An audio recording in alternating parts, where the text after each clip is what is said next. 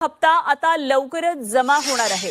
महिला बालविकास मंत्री आदिती तटकरे यांनी ही माहिती दिली आहे।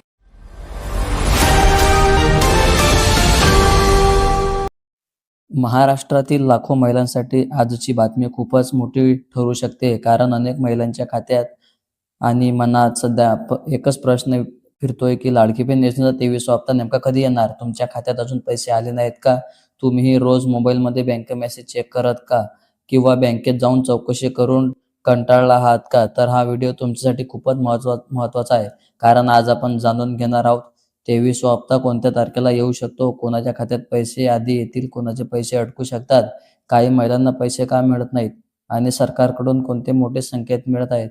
म्हणून मित्रांनो आणि मातांनो, भगिनींनो, हा व्हिडिओ अजिबात स्किप करू नका, कारण मध्ये अशी माहिती सांगणार आहे की कदाचित तुम्हाला दुसऱ्या कुठल्याही व्हिडिओमध्ये मिळणार नाही। आणि सर्वात आधी एक छोटीशी विनंती, जर तुम्ही आमच्या चॅनलवर नवीन असाल तर तुम्हाला लाडकी बहीण योजना, शेतकरी योजना, महाराष्ट्रातील मोठ्या बातम्या, सरकारी निर्णय आणि रोजच्या अपडेट सर्वात आधी पाहायचे असतील तर आता चॅनल सबस्क्राईब करून बेल आयकॉन दाबा, कारण ते तुम्हाला रोज अचूक आणि सविस्तर माहिती मिळते। तर मित्रांनो, सर्वात आधी आपण हे समजून घेऊया की सध्या एवढी चर्चा 23 हप्त्याबद्दल का सुरू आहे। कारण अनेक महिलांच्या खात्यात मागचे पैसे वेळेवर आले, पण काही महिलांना अजूनही पैसे मिळाले नाहीत।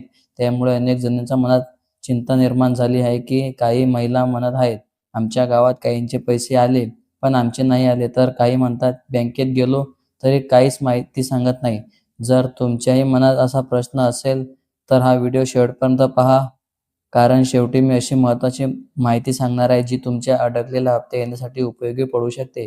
23वा हप्ता कधी येऊ शकतो? आता सगळ्यात मोठा प्रश्न, 23वा हप्ता नेमका कधी येणार? मित्रांनो, अनेक वेळा सरकारकडून डीबीटी प्रक्रियेनुसार पैसे जमा केले जातात। यामध्ये काही वेळा निधी मंजुरी, बँक प्रक्रिया, लाभार्थी पडताळणी यामुळे थोडा वेळ लागू शकतो। त्यामुळे सोशल मीडियावर कोणतीही तारीख व्हायरल झाली म्हणून लगेच विश्वास ठेवू नका। अनेक फेक पोस्ट व्हायरल होतात आणि लोक गोंधळात पडतात। मात्र काही संकेतानुसार पुढील डीबीटी सायकलमध्ये महिलांच्या खात्यात पैसे जमा होण्याची शक्यता व्यक्त केली जात आहे, पण अधिकृत घोषणा आल्यानंतरच अंतिम तारीख निश्चित म्हणावी। सर्वात महत्त्वाची गोष्ट, तुमचे पैसे अडकू शकतात। जर मित्रांनो, इथे खूप मोठी माहिती आहे, काही महिलांचे पैसे फक्त छोट्या कारणांमुळे अडकतात आणि त्यांना वाटतं सरकारने पैसे दिले नाही, पण खरं कारण वेगळंच असतं। जसं की उदाहरणार्थ आधार कार्ड बँकेशी लिंक नसणे, ई-केवायसी पूर्ण न करणे, नावामध्ये स्पेलिंग मिस्टेक असणे, बँक खाते बंद असणे, मोबाईल नंबर अपडेट नसणे, डीबीटी ॲक्टिव्ह नसणे। जर तुम्ही हा व्हिडिओ पाहत असाल तर आजच तुमचं हे सर्व एकदा तपासा, कारण अनेक वेळा फक्त ही छोटी चूक सुधारली की पुढचा हप्ता लगेच जमा होतो। आता मला खाली कमेंट करून सांगा की तुमच्या खात्यात मागचा हप्ता आला का नाही? फक्त आला किंवा नाही आला असं लिहा, मी प्रत्येक कमेंट वाचतो।